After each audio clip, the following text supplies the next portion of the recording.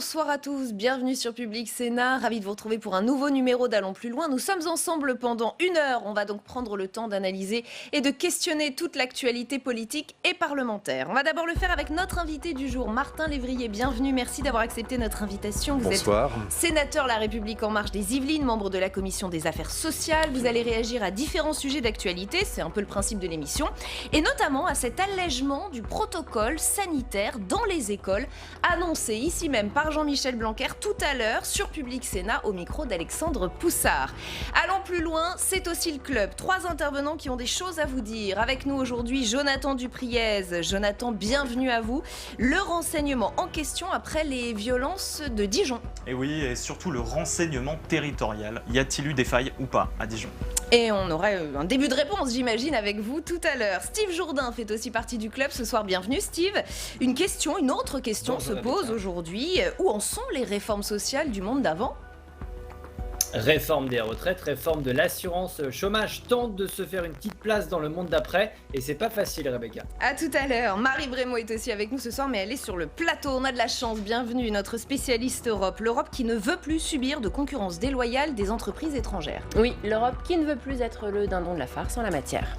On verra ça avec vous. Dans une demi-heure, notre grand débat. On va essayer de comprendre pourquoi aucune manif n'échappe plus aux violences. Pourquoi aucun rassemblement ne se termine plus en affrontement, en jette-pavé ou en interpellation. Même celui des soignants hier a mal tourné. Les manifestants sont-ils alors plus violents qu'il y a 50 ans ? Les forces de l'ordre sont-elles plus agressives ?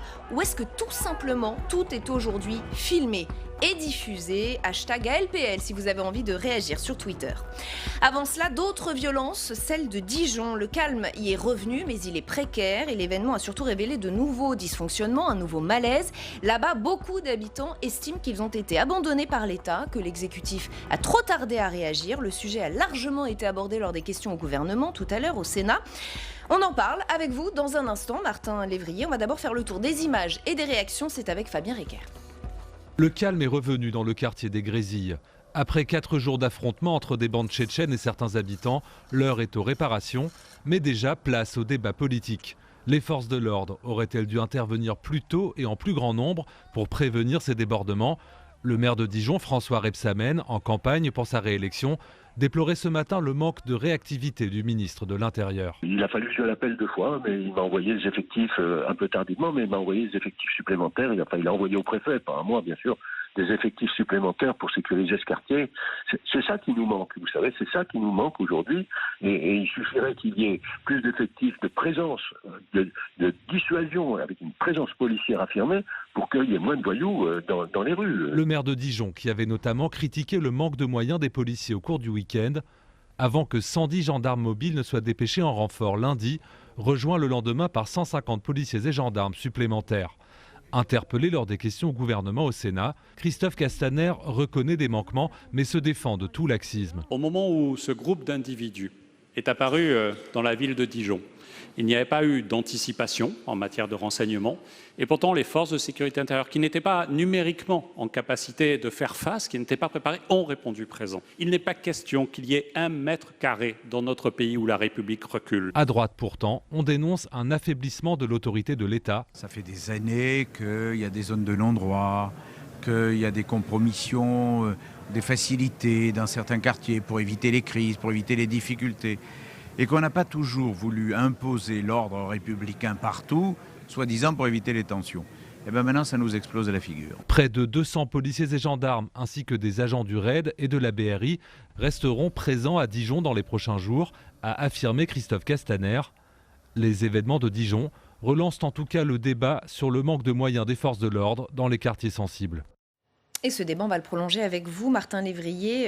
Justement, on parle de zone de non-droit, de laxisme de l'État, d'une réaction tardive. C'est un nouveau procès en inefficacité qui est fait à l'État. Vous le trouvez injuste, ce procès ? Oui, je le trouve injuste parce que si on fait un peu d'histoire, si on revient dans l'histoire, il y a toujours eu des moments compliqués, quels que soient les lieux. Je vous donne un exemple, tout ce qui me vient à l'esprit maintenant, c'est en vous écoutant, c'est Marseille dans les années 70, la French Connection avec des règlements de compte à la Kalachnikov déjà à l'époque, à la mitrailleuse lourde, à la mitraillette lourde, enfin bon, ça existait déjà, il y avait les RG, il y avait tout ce que vous vouliez, et pourtant il y a toujours eu des zones compliquées à gérer, il y a toujours eu des méchants et des gentils. La police ne peut pas être partout, les renseignements ne peuvent pas tout savoir. S'ils savaient tout, ça serait un État policier. Et encore, on ne sait pas toujours tout dans un État policier. Donc on n'a pas à vouloir cet État policier. Moi, je ne le crois pas. Il faut accepter qu'il y ait des zones, malheureusement, de temps en temps d'ombre, qu'il faille réagir, peut-être plus vite. Là, je n'ai pas la compétence pour répondre à la place du ministre. Mais je pense qu'effectivement, cette agression des Tchétchènes, entre guillemets, enfin de cette bande, était totalement imprévisible. Et face à l'imprévisible, excusez-moi, mais on peut pas être immédiatement opérationnel. Surtout que si on va trop vite dans ce genre d'opération, on prend un risque terrible qui peut être des morts. Sur le cas précis de Dijon, Laurent Nunez y est allé, mais il a annulé son déplacement qui était prévu dans le quartier des Grésilles, qui est le quartier qui a été touché. Je vous lis juste la réaction de Saba, c'est une habitante du quartier qui avait terminé sa journée plus tôt pour pouvoir aller rencontrer le ministre justement. Évidemment, elle est très déçue au micro de France Info et elle dit « C'est à lui de se déplacer et demander qu'est-ce qu'on peut faire pour vous. Il ne nous a pas écoutés, il ne sert à rien. On est touchés, on est vraiment dégoûtés, on n'est pas des délinquants, on n'est pas armés, on est des familles, tout le monde est civilisé et on sait parler, on a fait des études. » Il y a comme un sentiment d'être méprisé. Laurent Nunez qui finalement n'y va pas. Vous avez Alors, deux regards par rapport à ça. On est de plus en plus dans une logique, j'allais dire, d'individualisme des problèmes, ou d'individualisation, pardon, des problèmes. Et donc, chacun voudrait être écouté par le ministre. Or, le ministre ne peut pas répondre à chacun, il doit répondre à tous. La raison qui fait qu'il n'est pas allé dans ce quartier, je ne la connais pas, mais je l'imagine assez bien, c'est qu'il ne faut pas rajouter de l'huile sur le feu à un certain moment. Il y a des moments où il faut venir. Quand on veut apaiser les choses, je pense qu'il n'est pas obligatoirement opportun de venir en renfort, en force, montrer des muscles et dire voilà, parce qu'on savait que ce quartier était plutôt calme. C'est pas un quartier qui pose des problèmes. Moi, j'ai écouté aussi le maire de Dijon ce matin sur Europe 1 qui disait d'autres choses que ce que vous avez montré là, où il disait que l'État n'avait pas failli, qu'effectivement, il y avait eu des problèmes, c'était un peu lent, mais que l'État répondait avec les moyens qu'il avait, moyens qu'il a depuis longtemps et qui sont effectivement parfois un peu faibles, ça c'est vrai, mais c'est pas un quartier qui pose problème. Et c'est un autre débat qui est en train d'émerger, celui de l'expulsion des étrangers impliqués dans des violences intercommunautaires comme celles qui ont eu lieu à Dijon. Marc Fesneau sur RFI nous dit ce matin, il n'y a aucun motif à accueillir des gens sur notre territoire qui mettent à mal l'ordre public. Vous êtes d'accord avec ça ? Mais c'est du bon sens. C'est simplement du bon sens. À partir du moment où vous avez, je pense aux Tchétchènes en particulier, où on a eu cette capacité d'accueil parce qu'on considérait, quand ils ont dû quitter leur région, dans des conditions terribles, on a voulu avoir cette qualité d'accueil que nous avons par l'asile, etc. Mais si ces gens ne répondent pas à cela, si ces gens ne respectent pas la République et qui les accueillent à bras ouverts, je suis désolé, on ne peut pas être en permanence à bras ouverts avec des gens qui nous refusent.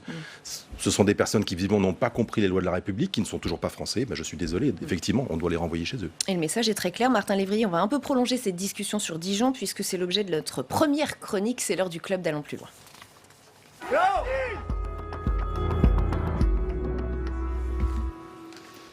Et Jonathan Dupriez, c'est avec vous notre première chronique. On va donc reparler de Dijon depuis 2 jours. Les violences qui ont émaillé le quartier des Grésilles ont relancé le débat. Il concerne donc le renseignement. Y a-t-il eu, oui ou non, des failles ?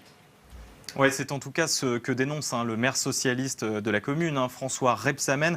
Lui dit n'avoir rien vu venir. Je le cite, personne ne pouvait imaginer que 150 ou 180 Tchétchènes viennent de toute la France, voire de l'étranger, s'abattre sur la ville pour rendre la justice. Voilà, il a dit ça ce matin au micro de nos confrères d'Europe 1. Mais François Rebsamen charge aussi le gouvernement. Il dénonce ne pas avoir été prévenu par le ministère de l'Intérieur dans son viseur des failles du renseignement territorial. Écoutez-le ce matin. C'était un effet de surprise totale, y compris pour les forces de l'ordre d'ailleurs. Parce que le problème, c'est que le renseignement territorial, il n'a pas fait son travail, visiblement, puisqu'on doit prévenir le préfet, on doit prévenir le maire. Enfin, le maire, on l'oublie souvent, mais on doit aussi prévenir le maire quand il y a un rassemblement qui arrive comme ça. On ne sait pas d'où viennent ces personnes. Donc, effectivement, un échec du renseignement territorial, qui est d'ailleurs l'une des parties du renseignement intérieur aussi. Oui, bien sûr. Alors, je ne sais pas où était la faille, mais enfin, il y a eu une faille, visiblement, parce que personne n'avait prévu leur arrivée. Voilà, face à la polémique qui a enflé aujourd'hui, Christophe Castaner, le ministre de l'Intérieur, s'est tout à l'heure expliqué lors des questions au gouvernement au Sénat et a reconnu une erreur, une absence d'anticipation. Alors pourtant, ces groupes en fait sont théoriquement surveillés, donc on peut vraiment se demander si il n'y a pas eu des trous dans la raquette, s'ils n'ont pas pu passer sous les radars. Donc faut aussi nuancer un tout petit peu ce que dit François Rebsamen.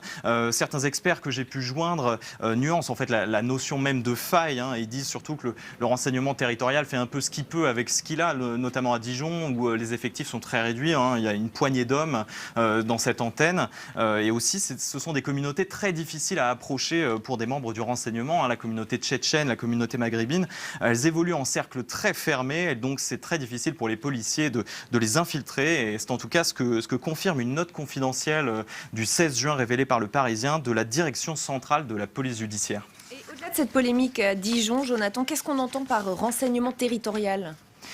Alors le renseignement territorial, c'est un service d'environ 4000 policiers qui sont chargés sur l'ensemble du territoire de collecter et d'exploiter du renseignement. Alors ça peut concerner la vie institutionnelle du pays, sa vie aussi économique et sociale. Et toutes ces informations, elles vont ensuite remonter aux autorités. C'est de l'aide, ça leur permet de prendre des décisions ensuite. Hein. Donc ces principales sources de renseignement, elles proviennent bien sûr du terrain. Donc par exemple, on peut citer des acteurs locaux, des médiateurs de quartier. Ça peut aussi être des représentants syndicaux ou voire même des élus. Le renseignement territorial, il a vu le jour en 2008 sous Nicolas Sarkozy. Le chef de l'État avait alors fusionné deux services bien connus des Français, les RG et la DST, qui dataient de la Seconde Guerre mondiale. Et le problème, justement, c'est que cette fusion a considérablement affaibli le renseignement en France.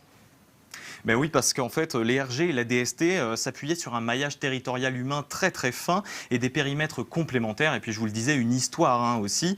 Mais une fois regroupé en un seul service, le renseignement territorial a, semble-t-il, été quelque peu grippé par une forme de bureaucratie qui est apparue et aussi l'abandon de certaines de ses compétences. Et à cela s'ajoutait évidemment un manque, et s'ajoute toujours, un manque de moyens humains et matériels très très insuffisant. Donc ça, en 2015, il y avait un rapport sénatorial qui le pointait déjà, et c'est aussi ce que confirment certains experts. Hein. Driss Saïd Youssef, que j'ai pu joindre tout à l'heure, nous disait c'est clairement le parent pauvre du renseignement.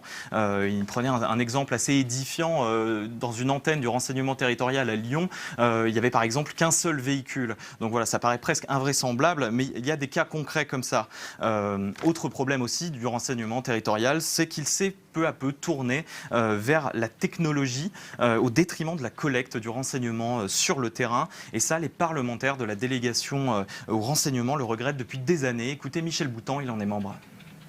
On a cru un moment que ça appartenait au passé, ça, le renseignement humain, que les échanges entre les individus malfaisants passaient maintenant uniquement sur Internet ou par tous les moyens technologiques nouveaux.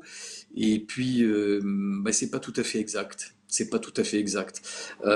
Et dans ces rapports successifs, la DPR, la délégation parlementaire au renseignement, a mis l'accent là-dessus année après année. Et puis il y a un autre souci, Jonathan, pointé par les spécialistes, c'est que le renseignement a mis des moyens considérables sur le contre-terrorisme. Oui, absolument. C'est en fait le contexte aussi qui peut expliquer ce changement très net de la doctrine du renseignement. Vous vous souvenez, la vague d'attentats sans précédent qu'il y a eu lors du quinquennat, sous le quinquennat de François Hollande, en 2015-2016, donc a fait vraiment changer de braquet, on va dire, les services de renseignement sur le contre-terrorisme. Et ça, on le retrouve jusqu'à maintenant, ce changement de doctrine. Dans son rapport de 2019, la Commission nationale de contrôle des techniques de renseignement, ça c'est une commission en fait chargée d'examiner les demandes qui émanent des services de renseignement pour savoir en fait si on met quelqu'un sur écoute ou si on le contrôle. Donc cette commission, dans son rapport de 2019, elle dit la prévention du terrorisme continue depuis 2015 a fondé la plus grande partie des demandes de techniques de renseignement. Donc voilà, c'est très net, très assumé. Mais depuis 2018 et la crise des Gilets jaunes, l'attention des services de renseignement tend aussi à augmenter vers la prévention des violences collectives. Voilà, tout un tas de facteurs explicatifs. Martin Lévrier, c'est peut-être l'un des rares sujets sur lesquels le gouvernement n'est pas accusé. Pour le coup, c'est la réforme de Nicolas Sarkozy qui aurait affaibli ce renseignement. C'est un constat que vous faites aussi ? Est-ce aussi simple ? Que vous dire je ne sais pas si la pertinence de la réforme sous Nicolas Sarkozy était excellente ou pas. Ce qui me gêne aujourd'hui, c'est de dire que les services sont défaillants, tout en reconnaissant en même temps qu'ils sont assez remarquables dans le contre-terrorisme. Ne nous trompons pas. Combien d'attentats déjoués par année ? Ça, c'est quand même aussi grâce à eux. Mais on a peut-être privilégié le contre-terrorisme. On l'a privilégié, c'est certain, et donc au détriment effectivement de ce genre d'affaires qui peuvent arriver, mais enfin c'est la première. Restons calmes.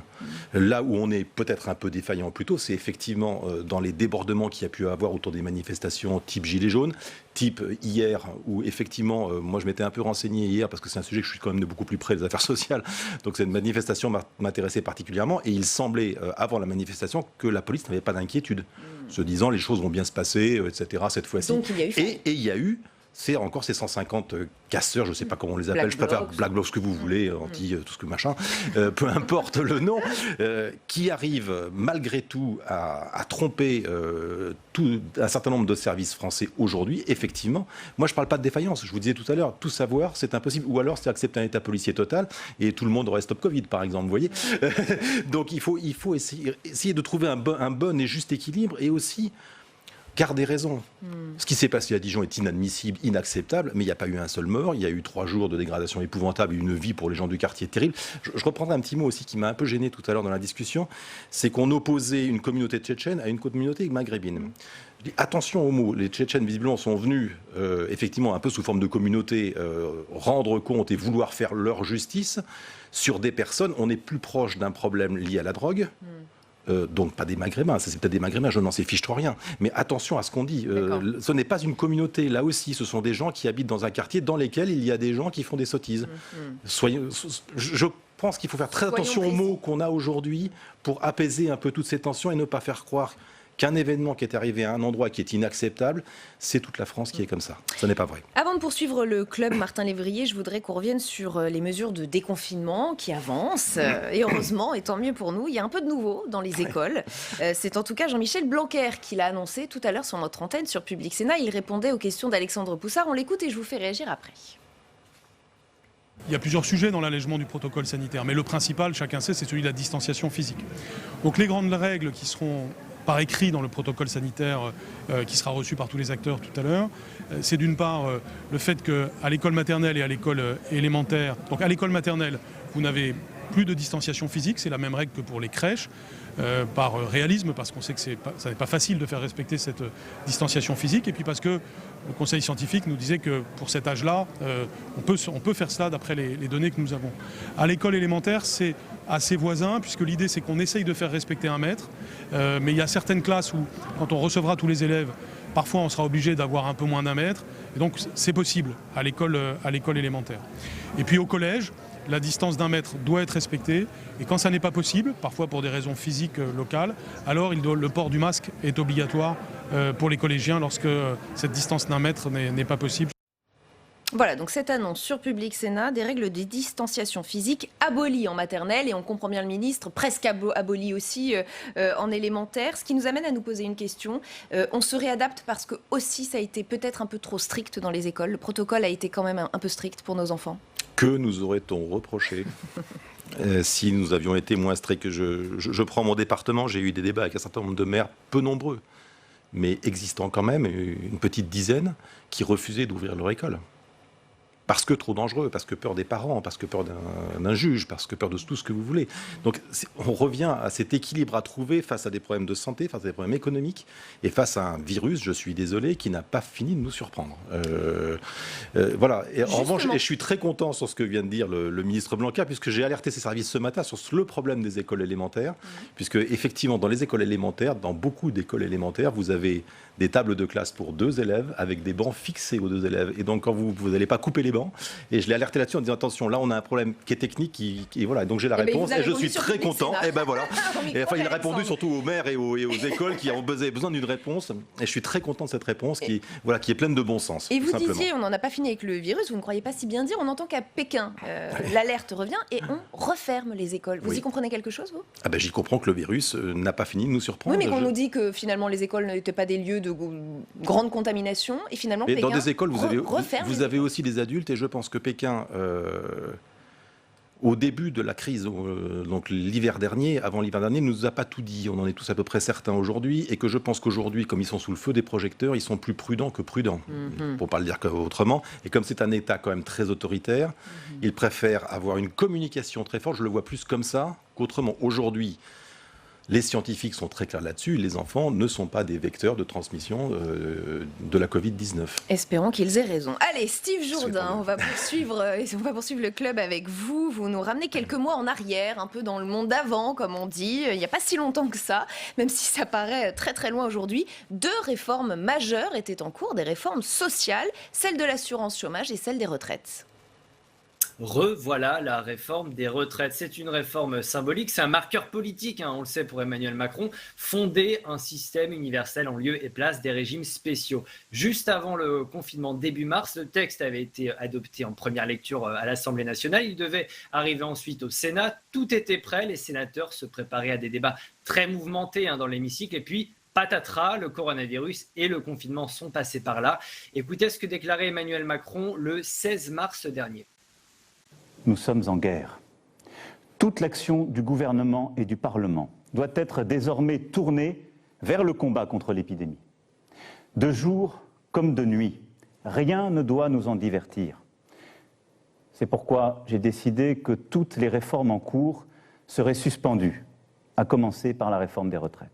Voilà, donc on a entendu suspendu, une suspension, pas une annulation. Est-ce à dire que l'Élysée est en train de remettre sa réforme sur les rails ou pas ? C'est ce que craignent certains élus. Selon plusieurs sources, Emmanuel Macron veut aller au bout. Il veut mettre en place le fameux système à points institué par le projet de loi. 2 indices du retour en grâce de la réforme.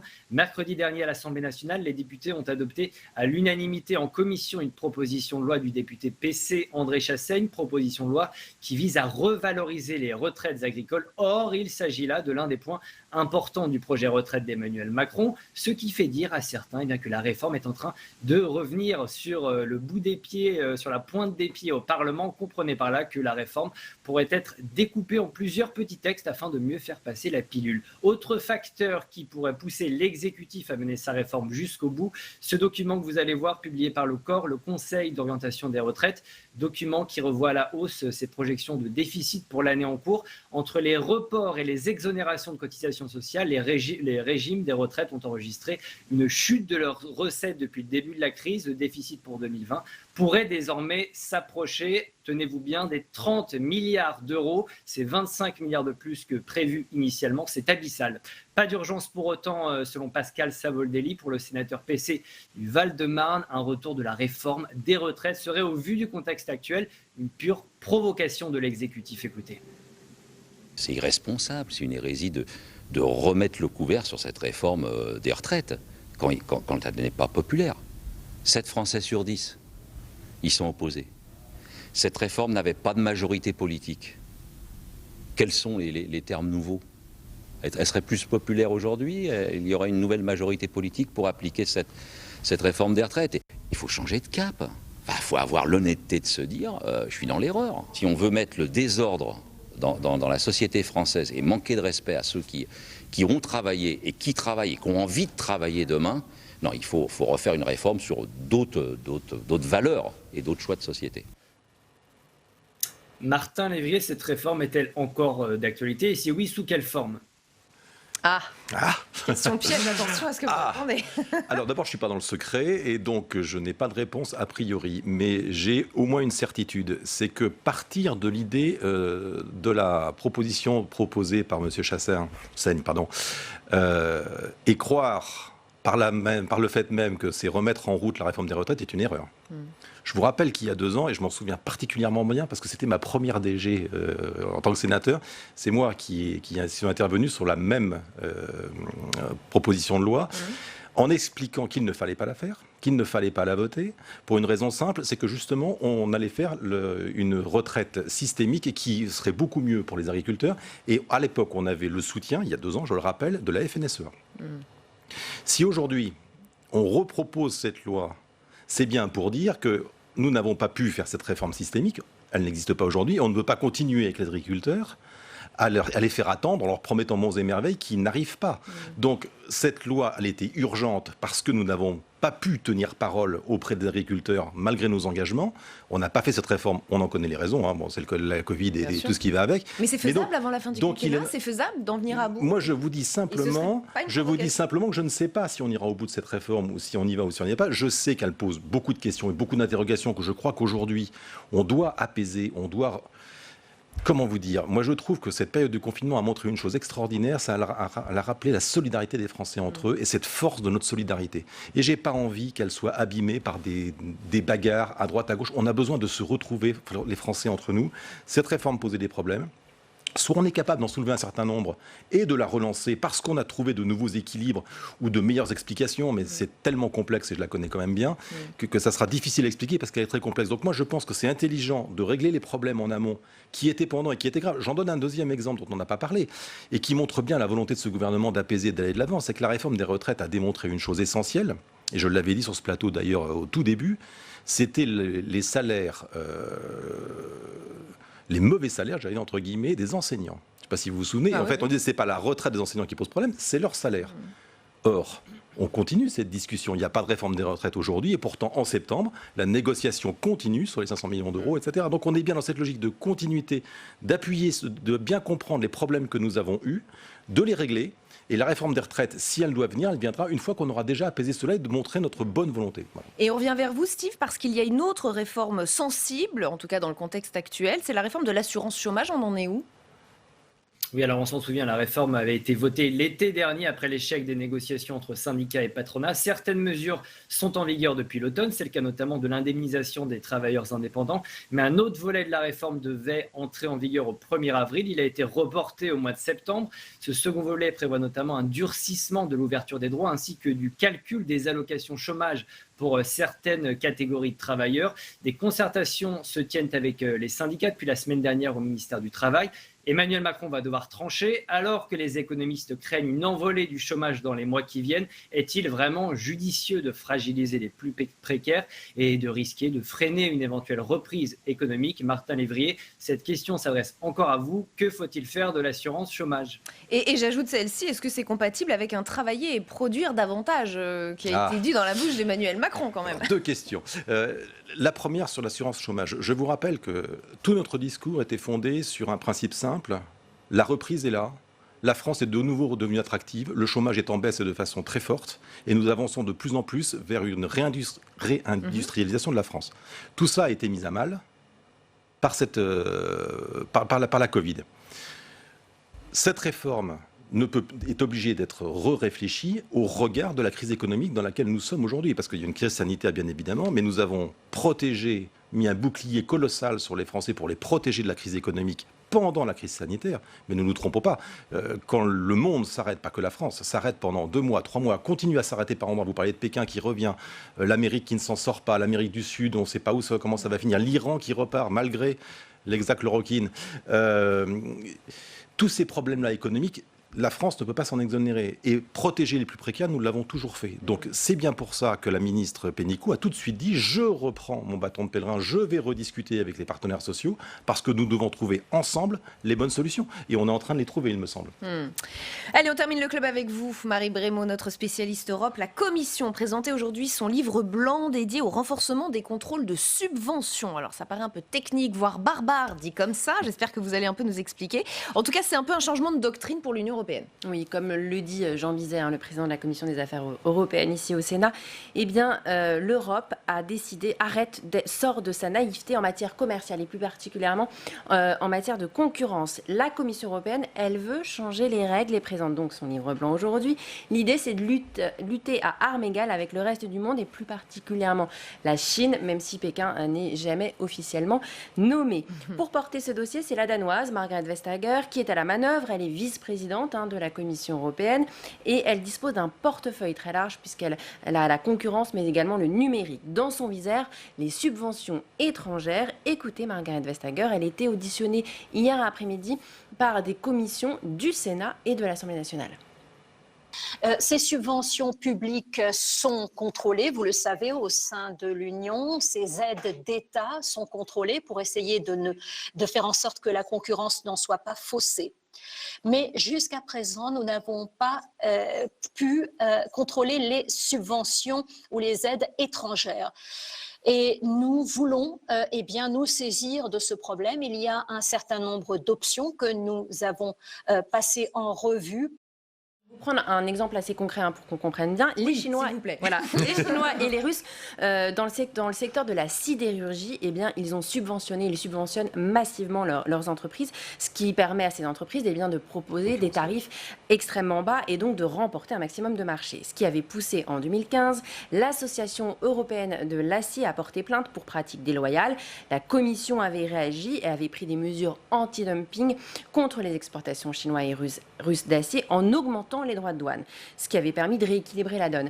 Mais des exemples comme cela, il y en a énormément et les institutions européennes, elles ne sont pas suffisamment armées en la matière. Alors du coup, quelles sont les options choisies par la Commission pour lutter contre cette concurrence déloyale ? Alors, la première mesure de rétorsion envisagée, c'est l'exigence de paiement compensatoire s'il est avéré qu'une entreprise étrangère subventionnée a un effet néfaste sur la concurrence du marché européen. Et il y a une autre option envisagée et qu'il faut bien le dire est assez ambitieuse. Dans le cas où une entreprise étrangère largement subventionnée, là encore, risque de gagner un appel d'offres pour un marché public dans l'Union européenne, eh bien la Commission pourrait exiger de connaître le montant de ces aides étrangères étatiques et pourrait, si elle juge cela trop désavantageux, eh bien carrément exclure l'entreprise de l'appel d'offres. Martin Lévrier, qu'est-ce que vous pensez de ces mesures proposées par la Commission européenne ? Je m'en réjouis. Et je me réjouis Quand Emmanuel Macron était candidat, c'est le seul candidat qui a parlé de réinventer une Europe, une vraie Europe, l'Europe dont moi j'ai rêvé quand Giscard d'Estaing en parlait avec Helmut Schmidt. Moi j'ai été bercé, jeune homme et adolescent, par ces discours d'une Europe mais qui m'a vraiment fait rêver, à laquelle j'ai vraiment toujours cru. Et que j'ai vu petit à petit devenir défaillante pour une raison qui me paraît assez simple finalement. C'est que les États de plus en plus essayaient de l'utiliser pour essayer d'y gagner quelque chose à titre individuel.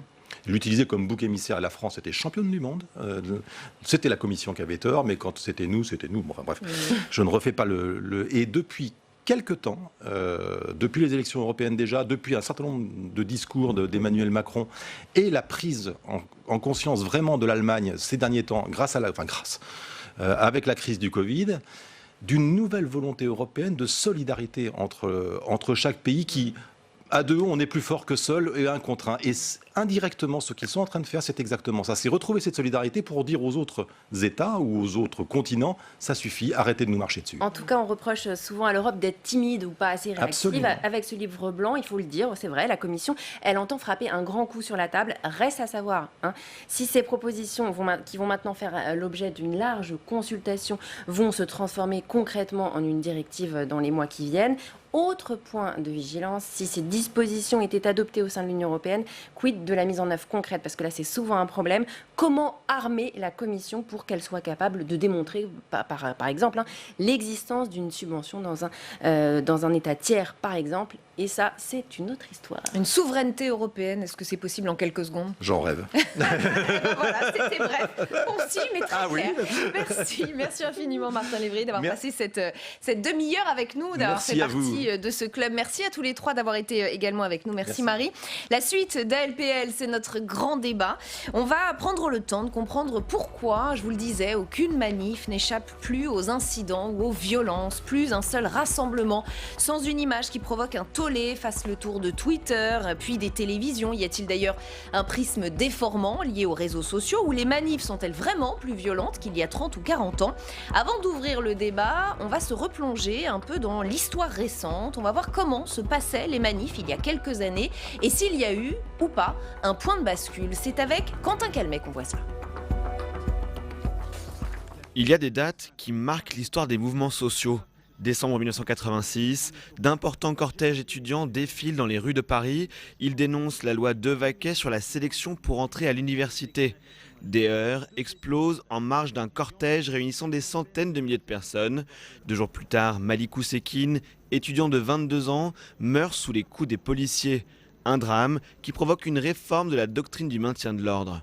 Aujourd'hui, les forces de police et de gendarmerie sont formées pour ne pas tuer, ne pas blesser, et que on sait très bien que le moindre mort dans une manifestation créerait tellement d'émoi dans le pays que ça poserait des difficultés énormes. La violence disparaît des cortèges dans les années 90 et 2000, en 1995 contre la réforme des retraites, ou encore en 2006 pour s'opposer au CPE. des cortèges monstres qui font reculer le gouvernement, des manifestations où la violence n'avait pas sa place. Moi, je suis aussi d'une famille communiste où la manifestation, c'était un grand moment de culture politique, de culture citoyenne. Et aujourd'hui, ça, c'est plus vrai. Les violences possibles, elles sont permanentes durant toute la manifestation. Et c'est plus tellement des cortèges joyeux comme je les ai connus, où on chantait, où on venait en famille, avec les poussettes. Quand on va à une manif, on y va avec la peur au ventre.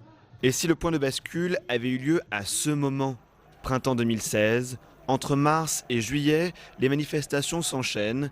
Des centaines de milliers de Français dénoncent la loi travail portée par Myriam El Khomri. Le rassemblement du 1er mai 2016 est émaillé de violence. Une étape est franchie. Les manifestations contre la loi El Khomri ont été vraiment le moment où on a basculé dans tout à fait autre chose. Et où il était absolument impossible de participer à une manifestation sans subir des lacrymogènes, des heurts, un arrêt de la manifestation, etc. Il y a une culture de la violence qui s'est installée là et qui est complètement contraire à l'esprit même de la manifestation. Un an plus tard, encore un 1er mai, place de la Bastille, Black Bloc et policiers se font face. Un photographe de l'agence France Presse immortalise cette explosion de violence. Le cliché fait le tour du monde, à la une de la presse internationale. Et depuis, marche pour le climat, manifestation des Gilets jaunes, rassemblement de soutien aux soignants, les violences reviennent désormais à chaque nouvelle manifestation. Beaucoup de questions intéressantes posées dans ce sujet de Quentin Calmet. Avec nous pour en débattre ce soir, Sylvain Boulouc, bienvenue. Vous êtes historien, spécialiste du syndicalisme et de l'extrême gauche, auteur de Mensonges en gilets jaunes quand les réseaux sociaux et les bobards d'État font l'histoire. Driss Ait Youssef, bienvenue à vous également. Bonjour. Vous êtes président de l'Institut Léonard de Vinci et de l'Institut de l'Internet et du Multimédia, spécialiste de la sécurité globale et docteur en droit public. Avec nous également, mais à distance, Claude Posternac, bienvenue. Vous êtes membre du bureau exécutif de La République En Marche et président de la Matrice, une agence dédiée à l'analyse de l'opinion. Enfin, Emmanuel Soufi est également avec nous. Bienvenue Emmanuel, journaliste spécialiste des questions sociales au Journal du Dimanche. Merci à tous les quatre d'être avec nous. Des manifs sans violence, est-ce que ça vous semble encore possible ou est-ce que de toute façon les manifs sont aujourd'hui violentes et de plus en plus violentes, Sylvain Boulouc ?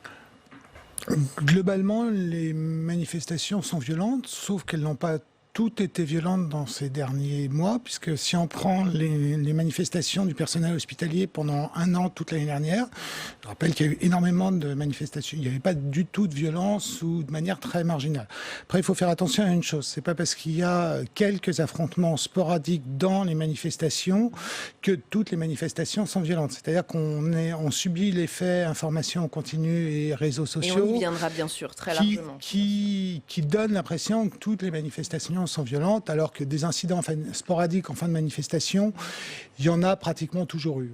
Donc c'est moins nouveau que ça n'en a l'air aujourd'hui. Driss Ait Youssef, vous êtes d'accord ? On exagère un peu la violence autour des manifestations, ou vous constatez quand même, et comme beaucoup de Français qui nous regardent ce soir, se disent non mais décidément c'est pas possible, toutes les manifs sont violentes. Oui, elles sont violentes. Alors quand on parle des manifestations violentes, ce ne sont pas les manifestants qui viennent exprimer des idées, des opinions communes, c'est la formule consacrée par le Conseil constitutionnel, mais plutôt des groupes d'individus qui forment des black box, qui sont souvent étrangers d'ailleurs aux revendications des manifestants et qui prennent le prétexte de la manifestation pour commettre des exactions. Et c'est bien là toute la difficulté, c'est-à-dire que j'ai identifié 3 ingrédients pour que la manifestation dégénère. Le premier, c'est une manifestation à haute valeur médiatique, c'est une grande manifestation sur une grande cause. Ensuite, vous avez la configuration urbaine. Donc, est-ce qu'il y a des projectiles qu'on peut jeter sur les policiers et gendarmes ? Puis après, il faut qu'il y ait du monde. Et ça, ce sont des ingrédients qui à chaque fois reviennent et on constate que, évidemment, à chaque fois, on a des casseurs qui s'infiltrent et qui profitent. En réalité, la manifestation, c'est un support à la commission d'exactions par des individus qui, encore une fois, ne partagent pas la cause. On évoquait des points de bascule dans le sujet de Quentin Calmet, Claude Posternac. Lorsque les manifestants ont compris que peut-être des manifs monstres, au sens où elles ont rassemblé vraiment des milliers de personnes, ne faisaient pas reculer le pouvoir en place et les mesures qu'il essayait de mettre en place, est-ce que c'est aussi à ce moment-là que peut-être ça a commencé à devenir plus violent, à se radicaliser du côté des manifestants ? Non, je ne crois pas. Je ne crois pas, parce qu'on a connu dans les années 70, dans les années 80, des manifestations avec des centaines de milliers de personnes dans les rues, et on a connu des pouvoirs qui reculaient face à la force des manifestations. On a changé de registre, et en particulier depuis, bien sûr, les réseaux sociaux, mais aussi les chaînes d'infos. Moi, je me rappelle, on avait déjà vu aux États-Unis, lors des premières manifestations, et en particulier à Ferguson, on s'était rendu compte qu'il y avait peu de gens dans les manifestations, mais il y avait beaucoup de caméras. Et aux États-Unis, ça a basculé. C'est-à-dire, on s'est retrouvé dans une situation où on a commencé à dire, quand dans une manifestation, il y a plus de caméras que de manifestants, c'est la télévision qui fait l'événement. On est rentré dans cette ère-là, c'est-à-dire où c'est la télévision qui fait l'événement. Donc, certaines personnes qui sont souvent hors du cortège, et on a eu raison de le rappeler, viennent parce qu'il y a des images. Donc, ils interviennent de façon violente parce qu'il va y avoir des images. Si on prend l'année dernière, il y a eu pendant un an des manifestations de Gilets jaunes, qui ont été des manifestations dans un premier temps qui révélaient un véritable mouvement social avec une vraie légitimité, et puis petit à petit, on s'est retrouvé avec des manifestations où il y avait 3 000, 4 000, 5 000 personnes. Le problème, c'est que ces 5 000 personnes étaient tous les week-ends à la télévision.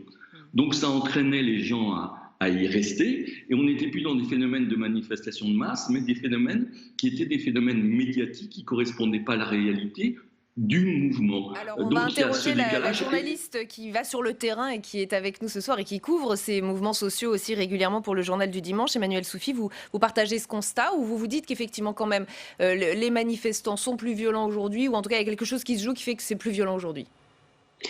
En fait, il y a aussi des sujets qui sont inflammables, des sujets, une population qui peut être un peu plus sujette à des débordements. Si on prend les manifestations autour de la jeunesse, donc de Vaquet, on en a parlé dans votre sujet tout à l'heure, on prend le contrat première embauche, la même chose, il y avait quand même déjà ces phénomènes de violence. Après, le profil de ceux ou celles qui s'adonnent à ce type d'exaction a aussi beaucoup changé. Ça pouvait être avant des profils plutôt politisés, membres de syndicats anarchistes, à la CNT par exemple, qui pouvaient venir aussi d'autres pays européens. Ça avait été le cas sur les manifestations autour du CPE, d'Italie, d'Allemagne. Voilà, donc ça c'était un peu le passé. Aujourd'hui, vous avez des groupes, des groupuscules violents qui viennent là en fait pour en découdre et finalement pour attirer une attention et faire oublier les revendications et le pourquoi de ce défilé. On l'a vu là récemment sur les soignants, malheureusement, avec des voitures brûlées, renversées. On a oublié en fait la télévision et les journalistes se sont focalisés sur ces violences en oubliant en fait pourquoi les soignants étaient dans la rue et on n'a plus parlé du fond. Donc, ce qui est aussi regrettable, c'est ça. Et ce qui a évolué également, ce sont des syndicats qui organisaient ces manifestations avec des services d'ordre très entraînés, qui se trouvent également eux aussi dépassés par ces groupes qui ont des méthodes. On voit quand ils vont se préparer, tout le monde sait ce qui va se faire. On laisse aussi faire, je pense, dans certains cas. Et vous parliez des journalistes sociaux, il y a aussi un journalisme qui s'est développé et qui est du journalisme de manifestation. On le voit sur Twitter. Ce sont des jeunes journalistes qui ont un smartphone et qui se sont spécialisés dans la couverture médiatique des manifs. Parce qu'ils ont vu peut-être que ça marchait, que ça faisait le buzz. On va y revenir sur ce plan médiatique. On va d'abord passer en salle des conférences où Alexandre Poussard a pu interroger sur le sujet Patrick Kanner, le patron des sénateurs socialistes. Patrick Kanner, vous étiez présent hier lors de la manifestation du personnel hospitalier. Comment vous expliquez le niveau de violence élevé actuellement dans les manifestations en France ? J'étais au début de la manifestation hier avec Olivier Faure, premier secrétaire du Parti Socialiste, Valérie Rabault, présidente du groupe à l'Assemblée nationale du groupe socialiste. Manifestation tout à fait pacifique, calme, revendicatrice au regard des besoins des soignants. Et elle a dégénéré non pas du fait des soignants, mais du fait de personnes extérieures qui, à chaque manifestation, essaient de créer le trouble dans une logique de on rejette le système en place. Donc, vraiment, je fais une différence entre des manifestants qui revendiquent pour pouvoir finalement améliorer leur sort quotidien, et j'y suis favorable et je les défends. Et bien sûr, je combats profondément ces exactions, parce qu'il n'y a pas d'autre mot, tout à fait organisées, tout à fait pressenties, et qui aujourd'hui salissent finalement ce droit essentiel que représente le droit de manifester en France. Mais ces Black Blocs, on les voit depuis des années dans les manifestations en France. Il y a eu quels que soient les gouvernements. Quels que soient les gouvernements, il y a eu des lois votées pour essayer de les contenir, ces Black Blocs, mais finalement ça ne marche pas. Ce qui est assez extraordinaire, c'est que on savait qu'il y aurait des débordements hier, et on se demande finalement quels sont les moyens de prévention de la police. Et quand je dis ça, je ne tire pas entre guillemets sur l'ambulance Castaner, puisque à l'époque de Bernard Cazeneuve et pendant la loi El Khomri, loi travail El Khomri, il y a eu aussi des débordements de Black Blocs. Donc c'est un mal qui est là, qui est représenté par une minorité extrêmement organisée, extrêmement active, qui sait, je dirais, profiter finalement peut-être des faiblesses d'un système. Et il est vrai que cela mériterait de la part de la police nationale peut-être des mesures de prévention, peut-être par du renseignement plus efficace, pour éviter ce qui salit le bon fonctionnement de nos institutions. Plus d'anticipation, de prévention et de renseignement. Merci beaucoup Patrick Caner d'avoir répondu à mes questions. Merci beaucoup Alexandre. On savait vraiment qu'il y aurait des débordements hier, Driss Ait Youssef, il y a une faille dans le renseignement?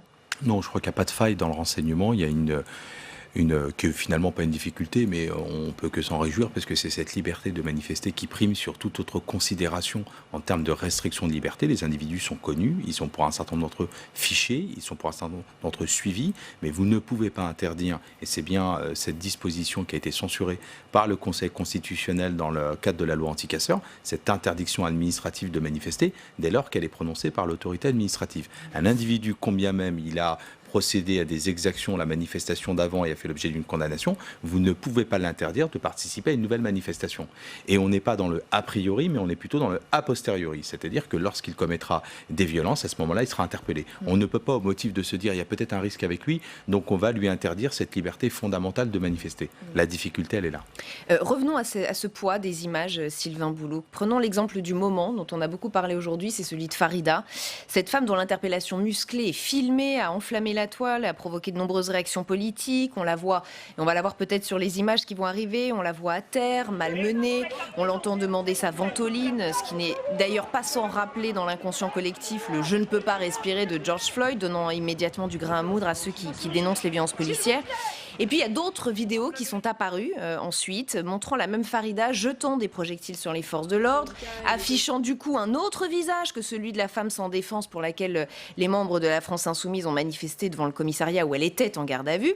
Et enfin une autre vidéo, une dernière vidéo, notamment relayée par le journaliste Claude Veil, où là, sous un autre angle, on s'aperçoit que les forces de l'ordre se précipitent sur Farida pour la protéger des projectiles et pour la mettre à l'abri.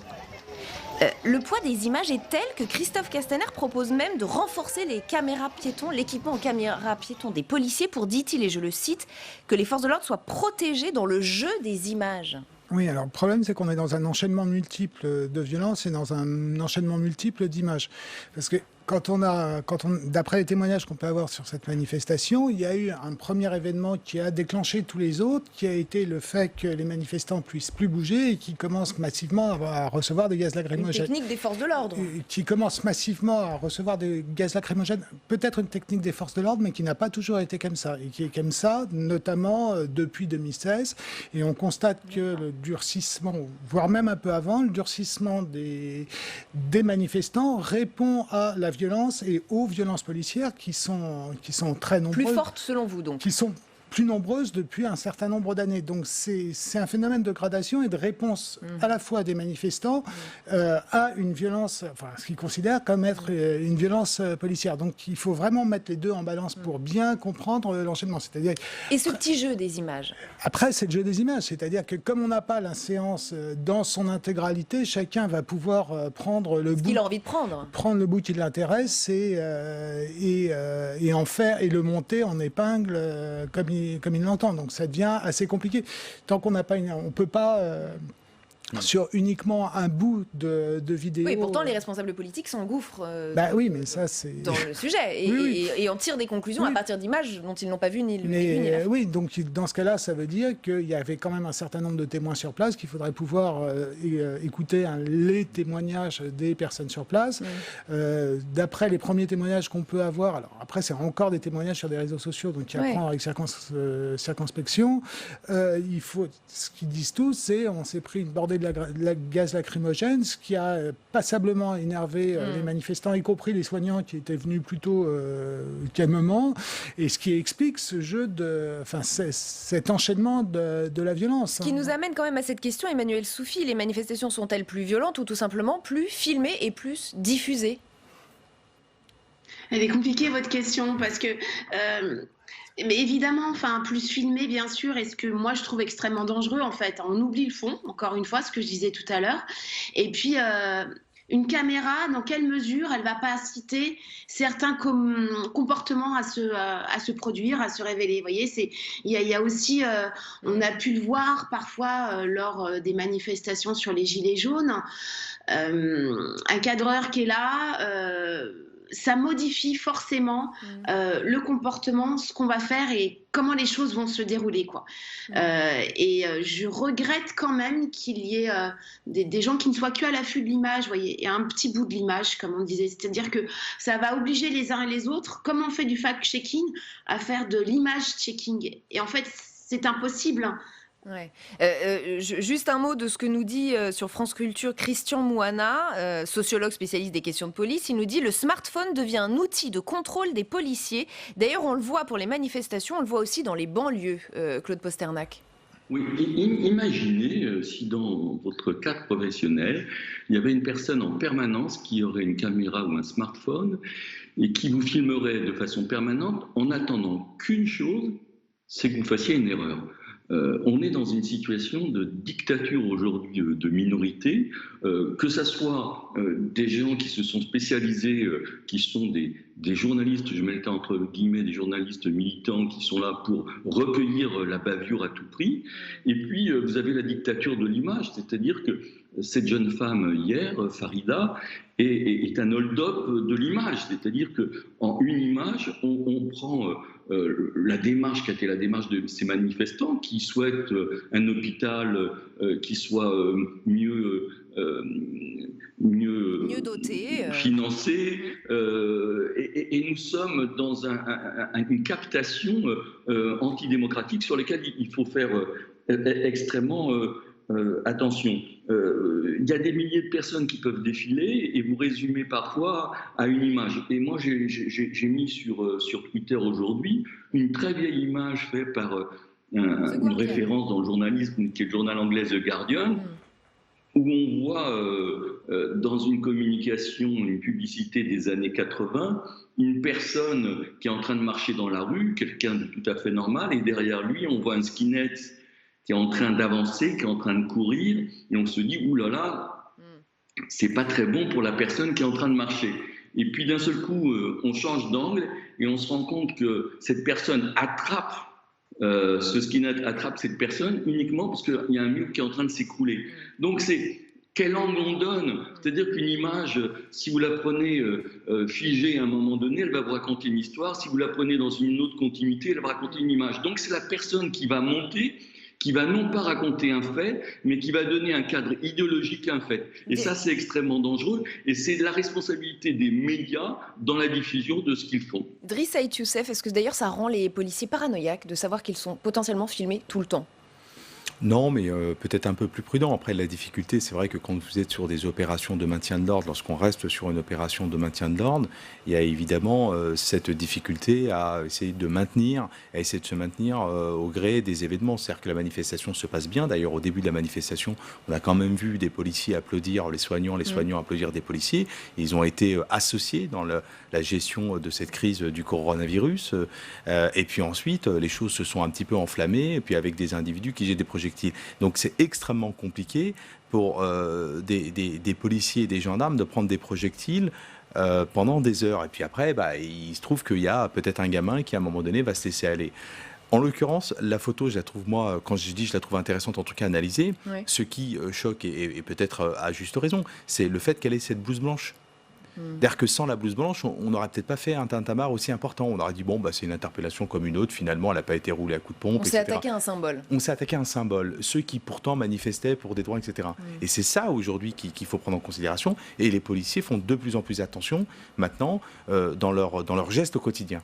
Et le problème des violences dans les manifs, c'est qu'elles font oublier la cause pour laquelle le rassemblement était organisé. Je vous donne la parole dans un instant, Sylvain Boulouc. Les soignants, hier, par exemple, et vous l'avez un peu dit, Emmanuel Soufi, ont eu le sentiment qu'on leur avait volé leur mobilisation. C'est Patrick Pelloux qui a exprimé cette amertume hier chez nos confrères de BFM. Écoutez. C'est vrai qu'on le sentiment d'un écœurement par rapport à... On nous a volé cette manifestation par la fin. D'accord ? On a essayé de nous voler cette manifestation. C'est dégueulasse. Et d'en faire un coup politique en disant c'est la faute aux forces de l'ordre. Non. Nous, c'était une manifestation pour dire que le gouvernement ne mettait pas les moyens aux hôpitaux, qu'il n'augmentait pas les salaires, qu'il continue à fermer les hôpitaux. Ça n'avait rien à voir avec une manifestation contre la police ou contre les violences policières. On a essayé de nous manipuler politiquement et par des bandes de casseurs. Et le résultat, c'est d'ailleurs que le gouvernement ne répond pas aux revendications des soignants aujourd'hui et est obligé de répondre à des questions soit de violence policière, soit de violence de manifestants.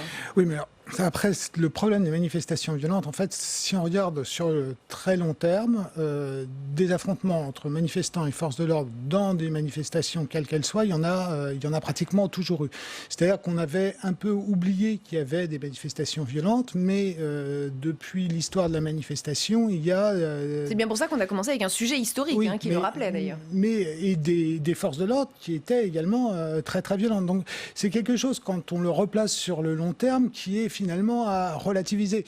Le principal problème aujourd'hui, c'est que dès que vous avez le moindre affrontement, vous avez, 30 caméras de toutes les chaînes d'information en continu qui vont se précipiter sur l'affrontement et ne plus du tout tenir compte des revendications. Et pas seulement, des journalistes improvisés, comme nous le disait Emmanuel Soufi, qui sont en train de se professionnaliser alors après, ça c'est autre chose. C'est-à-dire qu'il y a en France, contrairement à ce qui peut se passer en Angleterre, où vous avez un certain nombre d'observateurs qui sont des observateurs indépendants qui peuvent témoigner de ce que fait ou de ce que ne fait pas la police. Là, en France, vous avez à chaque fois qu'il y a une commission d'enquête, la police qui est plus ou moins jugée partie avec l'IGPN. Donc à partir de ce moment-là, vous avez un problème sur le thème de la violence policière qui n'est pas analysé avec autant d'objectivité qu'un pays comme en Angleterre. Donc là, ça explique aussi que vous ayez un certain nombre de journalistes, alors certains ils appellent journalistes militants, on pourrait peut-être dire journalistes citoyens, qui se posent la question, et qui posent, comme l'a fait David Dufresne, qui pose la question de toutes ces violences et qui interroge et documente ces violences. À partir de ce moment-là, il s'agit aussi peut-être d'interroger le type de réponse de la police. Claude Posternac. Oui, d'abord une parenthèse sur l'Angleterre. L'Angleterre, exactement comme la France, c'est-à-dire que l'Angleterre a des contrôles qui sont des contrôles faits par la police elle-même, c'est-à-dire qu'on n'est pas dans des cadres indépendants. Donc ça, c'est une première chose. Mais le plus important hier dans la manifestation, c'est que l'image qui comptait, c'était l'image de policiers qui applaudissaient des aides-soignants, c'est-à-dire des classes populaires qui applaudissaient des classes populaires.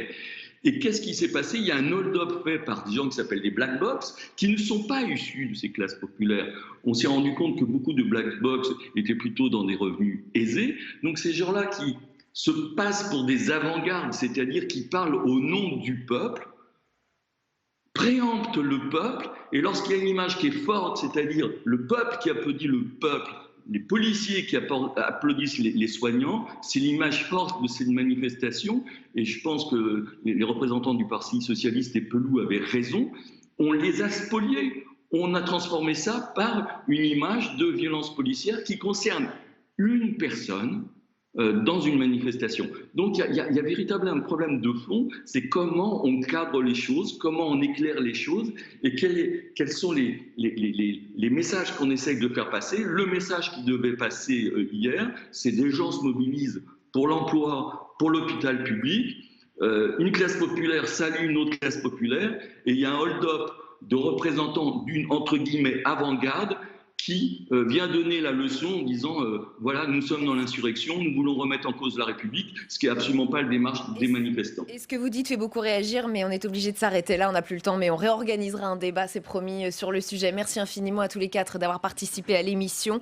On se retrouve demain à 18h et à 22h. En attendant, bonjour chez vous, 7h30, 9h demain matin avec Oriane Mancini qui reçoit Didier Guillaume, ministre de l'Agriculture. Très bonne soirée sur Public Sénat.